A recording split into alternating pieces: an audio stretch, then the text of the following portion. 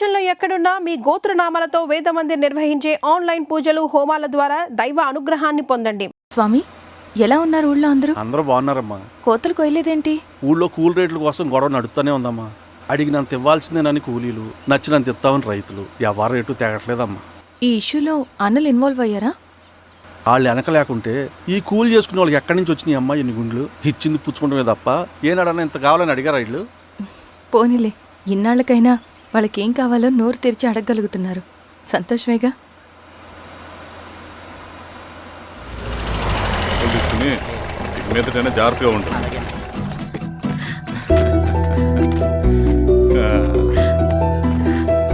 బాగున్నావమ్మా? బాగున్నానన్నయ్య, నువ్వెలా ఉన్నావు? బాగున్నాను. రా లోపలికి వెళ్దాం. రా కూర్చో. సో ప్రయాణం అంతా బాగానే జరిగింది కదా? నీ ఫేవరెట్ నెత్తిపూరి. రా వడ్డిస్తారా? ప్లేట్ తిప్పు. నాకొద్దన్నయ్య, నాకు మంచి కాఫీ తాగాలని ఉంది. అమ్మో, నీకు నచ్చినట్టు కాఫీ చేయాలంటే ఆ దేవుడి దిగి రావాలి తల్లి. ఏంటో అన్నయ్య, మంచి కాఫీ తాగకపోతే ఇక ఆ రోజంతా అదోలా ఉంటుంది నాకు. రేయ్ సామే,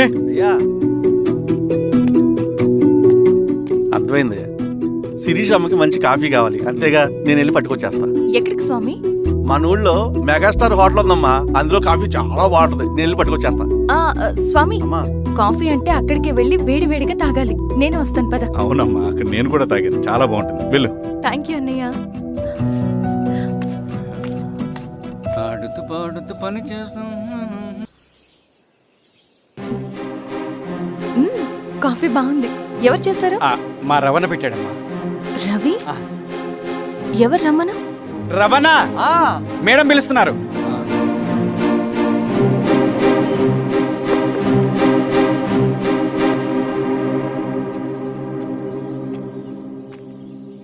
ఇతనే రవణ. శిరీష, మీరా? రవి, నువ్వేంటి ఇక్కడ? కాఫీ బాగుందా? చాలా. అది కాదు రవి, నువ్వు ఇక్కడ. ఈ హోటల్ మనోల్దే. మన ఫ్రెండ్స్ అందరు బాగున్నారా? చాలా బాగున్నారు. అవును, మీరేంటి ఇక్కడ? ఏమైంది అన్నా? అన్నా ఏమైందన్నా? అన్నా? లే అన్నా. స్వామి, త్వరగా కారుగా. జాగ్రత్త. అన్నా త్వరగా పట్టిది అన్నా. అన్నా త్వరగా పోనీ.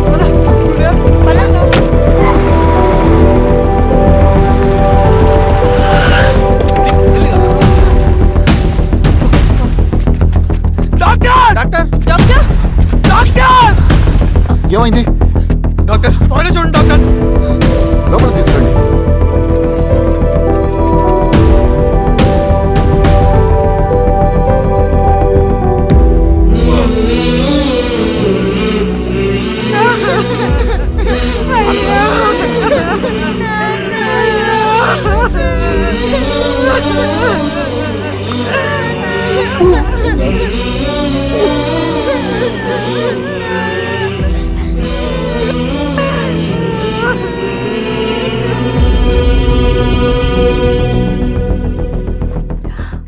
ఎలా ఉంది డాక్టర్? డాక్టర్ చనిపోయాడమ్మా.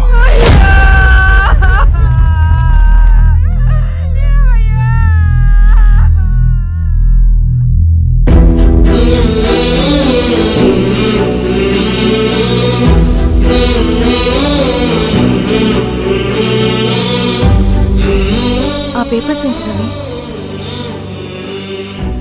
అతని భూమికి సంబంధించిన పేపర్స్.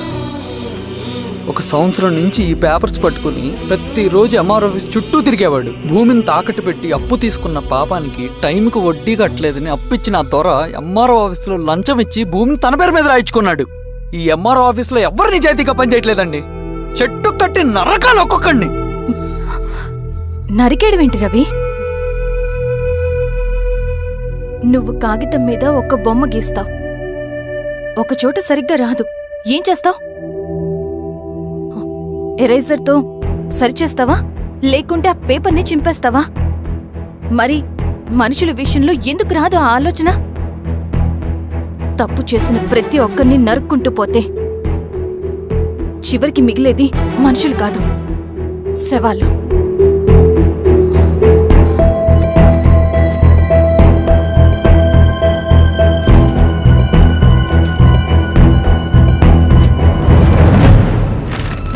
పద రవి రా.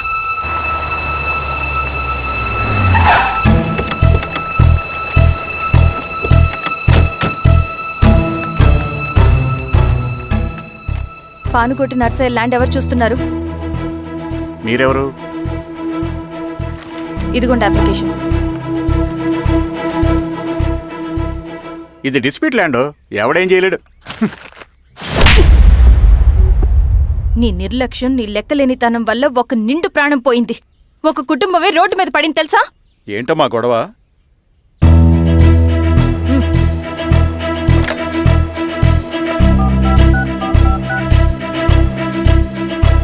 Hello sir.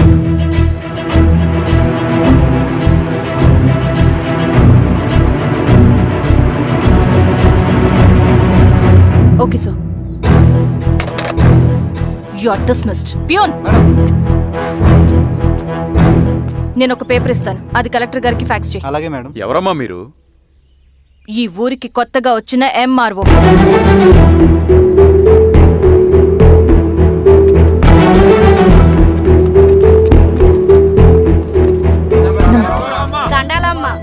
మీ పరిస్థితులు నాకు తెలుసు.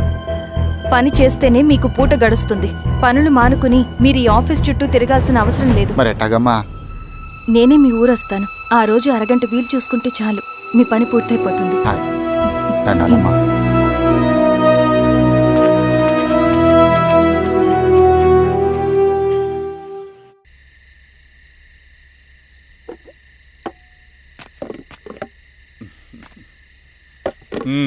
ఎంఆర్ఓ గారు, ఏంటి ఛార్జ్ తీసుకున్న మొదటి రోజే ఆఫీస్లో మీ పవర్ చూపించారట?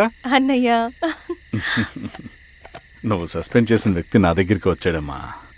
పాపం కన్నీళ్లు పెట్టుకున్నాడు. అతడి వల్ల నష్టపోయిన ఒక వ్యక్తి నా కళ్ళ ముందు చనిపోయాడన్నయ్య.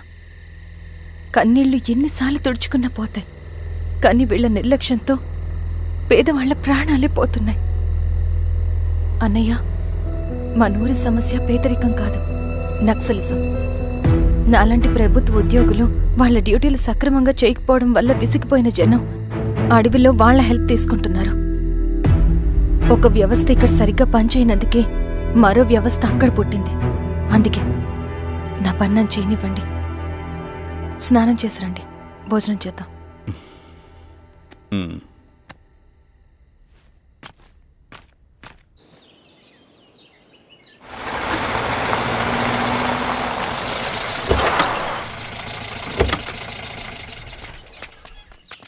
నమస్కారం అమ్మా.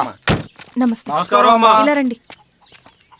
మీ ఊరు నుంచి కొందరు ఎంఆర్ఓ ఆఫీస్లో అప్లికేషన్స్ ఇచ్చారు. తను వాళ్ళ పేర్లు చెప్తారు, వాళ్ళని పిలవండి. అలాగే మేడం. వెళ్ళండి. Madam, coffee. నువ్వెప్పుడు వచ్చావు రవి? మీరు గంటకోసారి కాఫీ కావాలంటారు కదా, మాటి మాటికి వెళ్ళి రావడం ఎందుకని వచ్చేసా.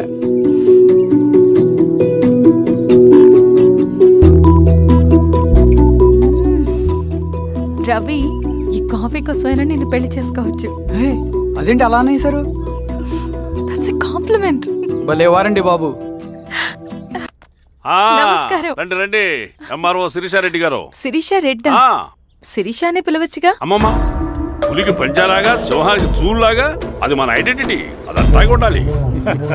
సరే బాబాయ్, నేను ఫ్రెష్ అయ్యేస్తాను, మీరు కానివ్వండి. అయినా ఈ కాలం చదువుకున్న ఆడపిల్లలతో మాట్లాడటం చాలా కష్టం. చుట్టుపక్కల శిరీష్ కొన్న ఇమేజ్ మనకి చాలా మంచి అయింది ఈశ్వరా. నేను అడగకముందే పార్టీ హైకమాండ్ సర్వే చేయించి నీకే ఫేవర్గా ఉండడం వల్ల టికెట్ ఇచ్చింది.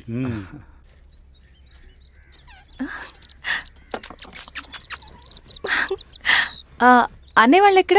బయటికి వెళ్ళారమ్మా. ఓ, బయటికి వెళ్ళారా? రవిని పిలు. అలాగే. మేడం. రవి రా రా రా, కూర్చో. పర్లేదు మేడం. మేడం ఏంటి, శిరీషానే పిలవచ్చుగా. అది కాదండి, ఎవరైనా కూర్చో. చూస్తే. కూర్చోవయ్యా. ఇది ఆఫీస్ కాదు రవి, మా ఇల్లు.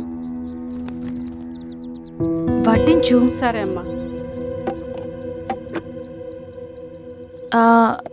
రవి, ఆ. అడవిలో నక్సల్స్ ఎక్కడుంటారో తెలుసా నీకు? ఏంటి శిరీష?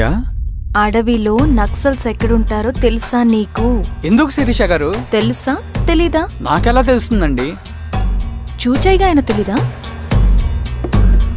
సరే, ఎక్కడుంటారో నాకు ఐడియా ఉంది. సాయంత్రం ఇద్దరం కలిసి వెళ్దాం. అది కాదండి. నువ్వు వస్తున్నావు అంతే. తిను. ఇది ఎక్కడ గొడవరా బాబు? సడన్గా నక్సల్స్ అంటుంది, అడువంటుంది. కొంప తీసి నా మీద ఏమైనా అనుమానం వచ్చిందా ఏంటి? రవి, ఇక్కడే ఆపొకసారి. ఎందుకు ఇప్పుడు ఈ టైంలో అడ్వెంచర్లు? ఇప్పుడు జరగరాంది ఏమైనా జరిగితే రేపు మీ అన్నయ్యకి తెలిస్తే బాగోదు. రవి, చుట్టూ చూడు. పైన వెన్నెల, పక్కనే అడవి. అబ్బో, ఎంత బ్యూటిఫుల్ గా ఉందో. అవునా? అవునా ఏంటి? అసలు ఎప్పుడు చూసినా ఎందుకలా డల్ గా ఉంటున్నావు? కాలేజీలో ఇలా ఉండేవాడివి కాదు కదా, ఏమైంది? అది ఒక్క నిమిషం. హలో మేడం, పేషెంట్కి అర్జెంటుగా ఏ పాజిటివ్ బ్లడ్ కావాలి మేడం. రవి, ఆ? అర్జెంటుగా హాస్పిటల్కి పోని. ఏమైంది? పోనీ. రండి మేడం, ప్లీజ్ రండి. పోలీసులకి నక్సల్స్కి కాల్పులు జరిగాయి. ఆ కాల్పుల్లో గూడెం కుర్రాడు ప్రాణాపాయ స్థితిలో ఉన్నాడు. తన బ్లడ్ మీ బ్లడ్ సేమ్. ఆ బ్లడ్ గ్రూప్ మా హాస్పిటల్లో లేదు. అందుకే మీకు కాల్ చేశాను. ఓ అవునా? అవును మేడం. పదండి డాక్టర్. Thank you madam.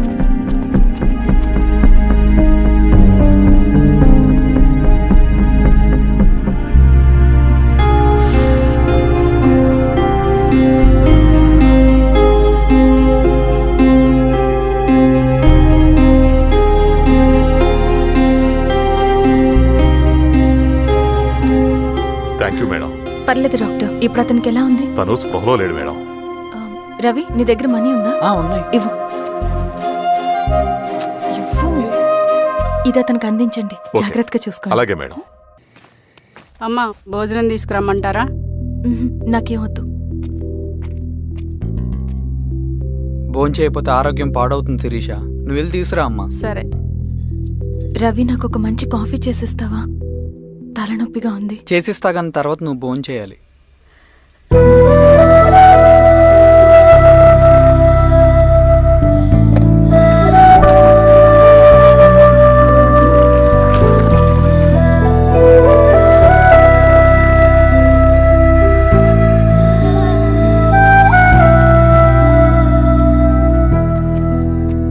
మీరేంటిలా? మంచినీళ్ళ కోసం వస్తున్నాను. ఓ, లోపలున్నాయి, పదండి.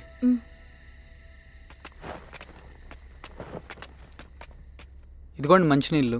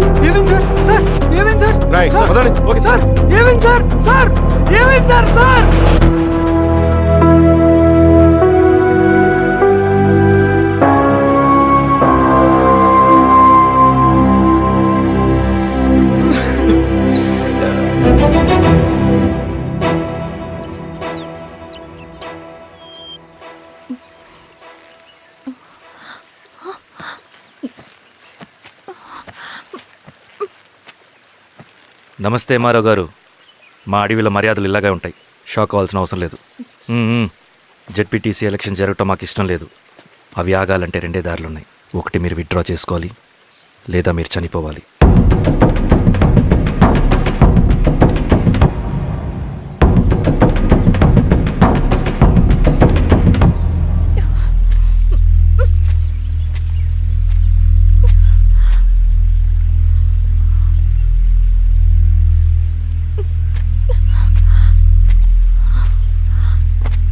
సెంట్రల్ కమిటీ మీటింగ్ ఉందని కబురు వచ్చింది. మేము వచ్చేలోపు ఎలక్షన్స్ ఆగిపోయే న్యూస్ రావాలి.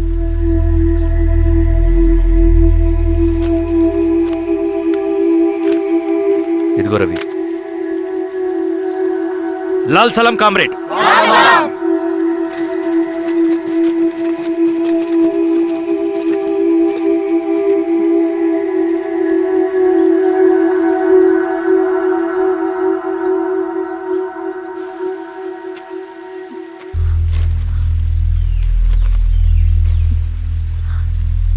ప్రపంచంలో గొప్పవాళ్ళ చావులన్నీ నమ్మక ద్రోహంతోనే జరుగుతాయని నిరూపించావు రవి. అన్నయ్యని కూడా అచ్చం ఇలాగే చేస్తావు కదా? ఎందుకు రవి? ఏం జరిగింది? అన్నీ బాగుంటే దేశం తరపున బ్యాడ్మింటన్ ఆడేవాడిని.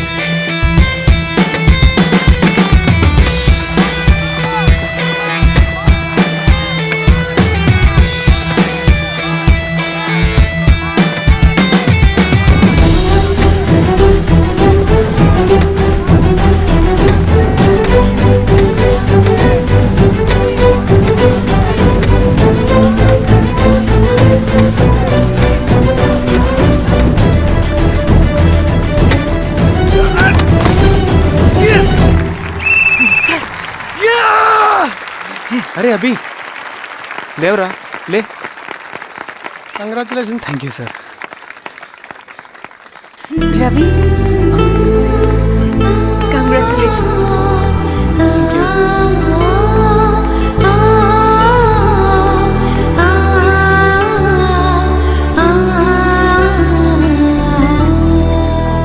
సార్, గంగినేని వెంకటేశ్వరరావు గారి ఎర్రజెండా పుస్తకం ఎక్కడుంది? రవి దగ్గర ఉందమ్మా.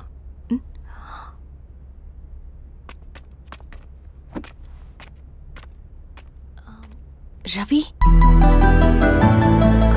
మీకు ఈ బుక్స్ అంటే ఇష్టమా? అవును, నీకు కూడానా? నేను ఇప్పుడిప్పుడే చదువుతున్నా. సైలెన్స్.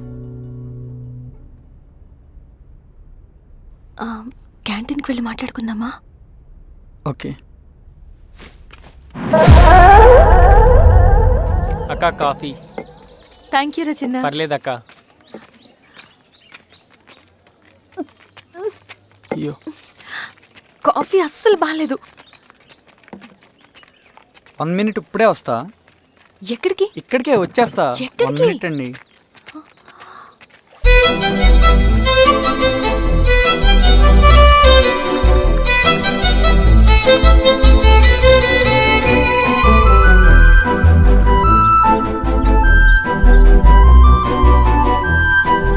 ఒకసారి ఈ కాఫీ టేస్ట్ చేయండి.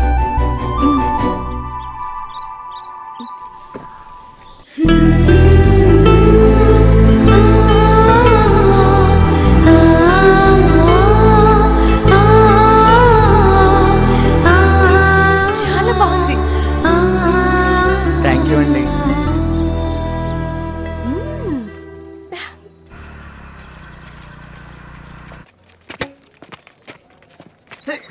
Wow sir.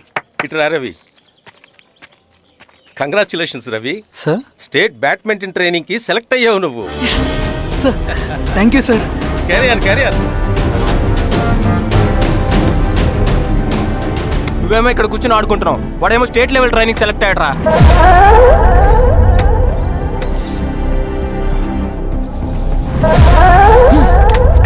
అరే మొత్తానికి నువ్వు అనుకున్నది సాధించావురా. రే ఎప్పుడు మనం ఎంచుకున్న మార్గమే మన జీవితాన్ని మారుస్తుందిరా.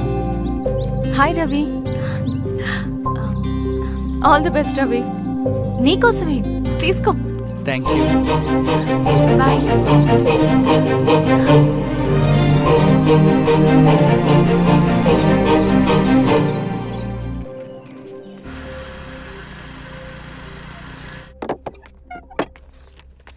సార్ రమ్మన్నారంట. ఎందుకు ఇలా చేసావు రవి నువ్వు? ఏవేంటి సార్, నేనేం చేశాను? ఇదేమిటో చూడు. Question paper sir. అవును, రేపు జరగబోయే టర్మ్ ఎగ్జామ్ పేపర్. నువ్వు లీక్ చేసిన పేపర్. సార్ అసలు నువ్వు ఇలా చేస్తావనుకోలేదు. సార్ నేను క్వశ్చన్ పేపర్ లీక్ చేయట్లేండి సార్. నేను అంతా చదువుకుంటూ రూమ్ లోనే ఉన్నాను సార్. నన్ను నమ్మండి సార్. ఈ జెర్సీ నీదే కదా? సార్ అది నాదే, కానీ దీనికి నాకేం సంబంధం లేదు సార్. నన్ను నమ్మండి సార్. మల్లయ్య, సార్ నిన్న రాత్రి ఏం జరిగింది?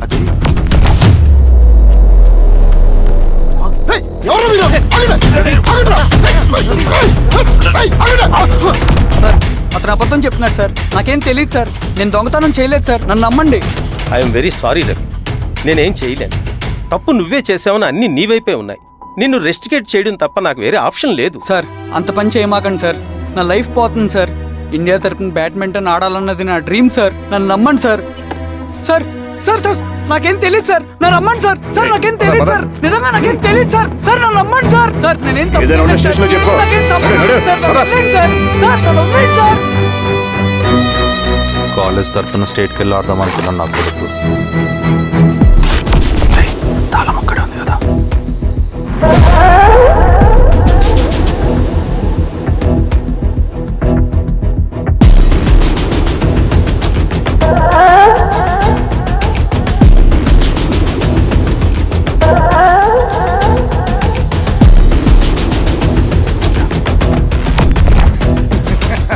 రేపు జైల్లో ఆడుకుంటారా బ్యాడ్మింటన్? సార్ నన్ను ఎందుకు తీసుకొచ్చారు సార్? నాకేం తెలియదు సార్. పేపర్ లీక్ చేసింది. నేను చేయలేదు సార్. నిజంగా నేను చేయలేదు సార్. సార్ సార్ నిజం సార్. సార్ రేయ్, నీ తరపున ఎవరు లేరా? వచ్చి ఫోన్ చేసుకో త్వరగా.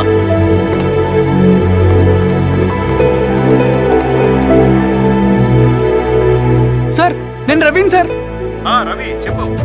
సార్ నేను పోలీస్ స్టేషన్లో ఉన్నాను సార్. మీరు నాన్న అర్జెంటుగా రండి sir. Please sir. Police station ఏమైంది రవి? ముందు మీరు రండి సార్ ప్లీజ్. నేను చెప్తాను సార్. సరే సరే వస్తున్నా. వెళ్ళి కూర్చో. సార్ అయ్యా దండలయ్య. రే రవి నాన్న, ఏమైందిరా? నాకేం తెలియదు ఏయ్, నాన్న. నువ్వు ఆగు. నీ కొడుకు క్వశ్చన్ పేపర్స్ దొంగతనం చేసి దొరికిపోయాడు. ఎఫ్ఐఆర్ రాసి కేసు పెడితే జైలు శిక్ష పడుతుంది. అలా కాకుండా కేసు క్లోజ్ చేయాలంటే 2 లక్షలు కావాలి. వెళ్ళి తీసుకుంట్రా. అర్థమైందా? ఏదోన్నయ్యా. ఏయ్, నా సంగతి నీకు తెలుసు కదా. లోపలేస్తే 10 సంవత్సరాలు బయటికి రాడు. వెళ్ళి డబ్బులు కొట్టరా.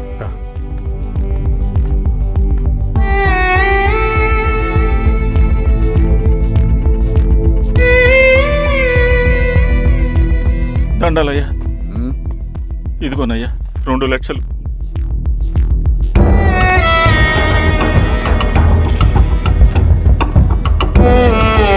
రేయ్, ఆయన పంపించండి రా. ఎలా నిజంగా దీనికి నాకేం సంబంధం లేదు నాన్న. త్వరగా దున్నండిరా. పిఆర్ఓ బంగారం లాంటి భూమిది. అరే ఏంకన్నా పటేల్ మీ పొలం దున్నేస్తున్నాడు. పటేల్ మా పొలం దూరం పెట్టరా? రవి పద.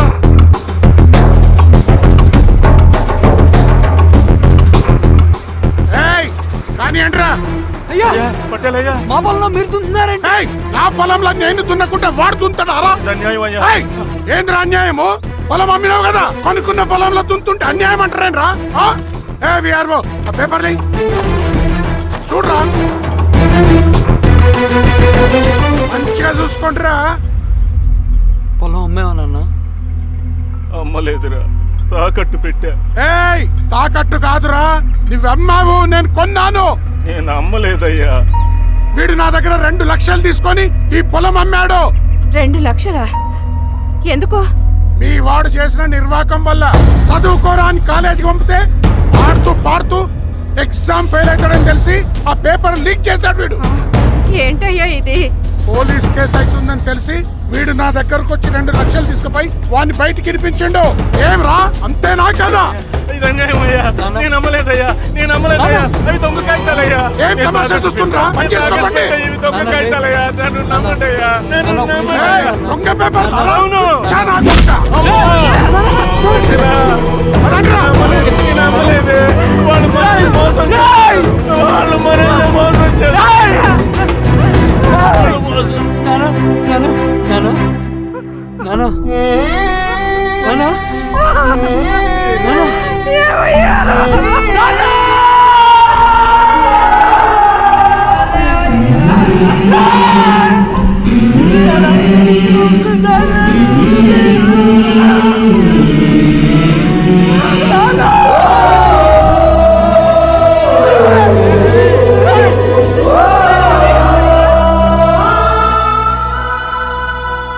నాన్న చనిపోయిన తర్వాత మా భూమి కోసం వెళ్ళి పై అధికారులను కలిశాను, కానీ వాళ్ళు కూడా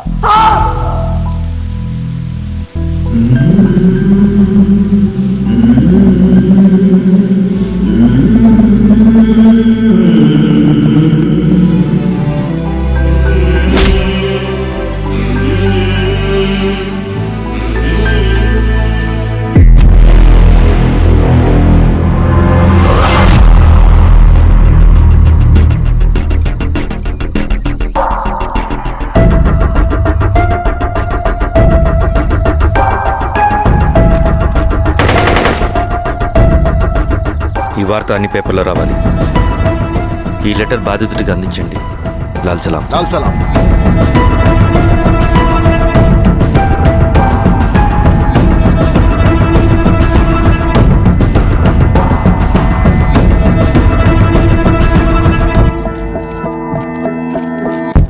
ఈ పీడిత భూస్వాముల నుండి విముక్తి కోసం విప్లవ పోరాటం చేయాలి. పేద ప్రజలను సమసమాజం వైపు నడిపించాలి. దళం నిన్ను ఆహ్వానిస్తుంది. రా, జనం కోసం పోరాటం చేద్దాం. లాల్ సలాం.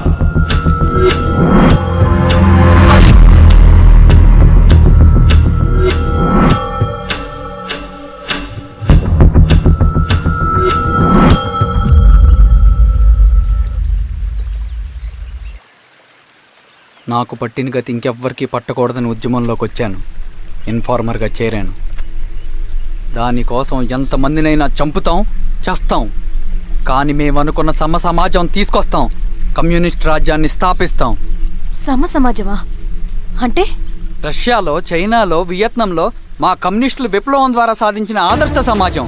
Lenin, Stalin, Mao, Che Guevara, Fidel Castro సృష్టించిన కులాలు, మతాలు, వర్గాలు, వర్ణాలు లేని ఒక సామ్యవాద స్వర్గం.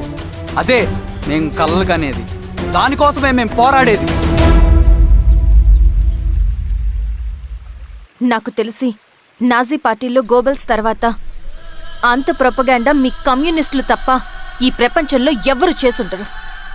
ఉక్కు మనిషి స్టాలిన్, మానవీయుడు మావో, ఎర్ర జెండా వెలుగు ఇలాంటి కమ్యూనిస్టు పుస్తకాలు చదివితే ప్రపంచవ్యాప్తంగా కమ్యూనిస్టులు సాగించిన మారణ హోమాల గురించి నీకు తెలీదు రవి. స్టాలిన్ మొత్తం ఎంతమందిని చంపాడో తెలుసా? 2 కోట్ల మందిని. మనుషుల్ని చంపడంలో హిట్లర్నే మించిపోయాడు. చాలా మందిని సైబీరియన్ లేబర్ క్యాంపులకు పంపి దారుణంగా హింసించి మరీ చంపేశాడు. 2వ ప్రపంచ యుద్ధంలో బెర్లిన్ని ఆక్రమించిన రష్యన్ సైనికులు 8 ఏళ్ల నుండి 80 ఏళ్ల వయసులో కంటికి కనపడిన ఏ స్త్రీని వదలకుండా సామూహిక మానభంగం చేశారు. అది కూడా మీ కమ్యూనిస్ట్ దేవుడు స్టాలిన్ హయాంలోనే జరిగింది. ఇక మీ మావోయిస్టుల భగవంతుడు China chairman Mao Zedong great leap forwarded cultural రెవల్యూషన్ల పేరుతో 14 నుంచి 20 మిలియన్ల ప్రాణాలని పొట్టన పెట్టుకున్న మహానుభావుడు. ఇది మీ కమ్యూనిస్ట్ దేవుళ్ళు రాసిన రక్త చరిత్ర. ఆ దేశాలలో పేపర్లు ఉండవు, టీవీలు ఉండవు, స్వతంత్రమే ఉండదు. 1962లో చైనా మన దేశం మీదకి దాడి చేసి భూభాగాన్ని ఆక్రమించినప్పుడు ఒక్కరు కూడా నోరు మెదపలేదు.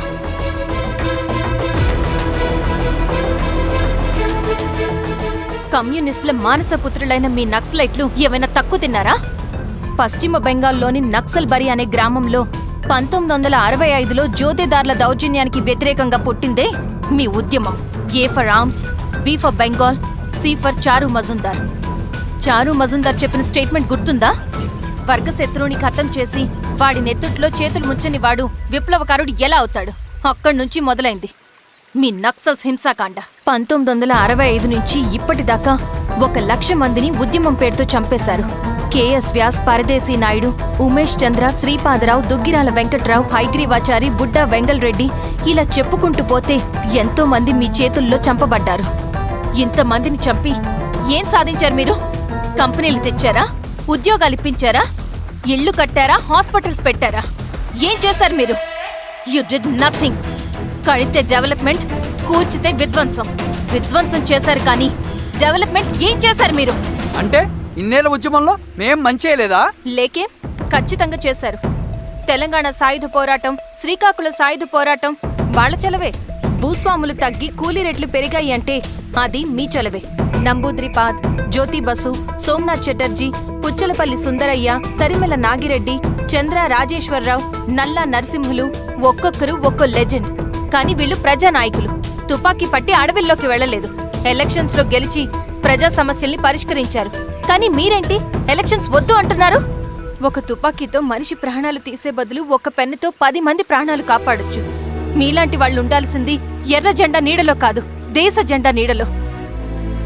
చంపుకుంటూ పోతే ఒకరోజు మనకిష్టమైన వాళ్ళని కూడా చంపుకోవాల్సి వస్తుంది రవి. నా మాట విను. ఇవన్నీ వదులుకుని నాతో రా. ఈ అడవి బయట నీకు గొప్ప ఫ్యూచర్ ఉంది. రా. సంతకం పెట్టండి శిరీష. నేనెందుకు చెప్తున్నానో అర్థం చేసుకోండి. రవి, సంతకం పెట్టండి.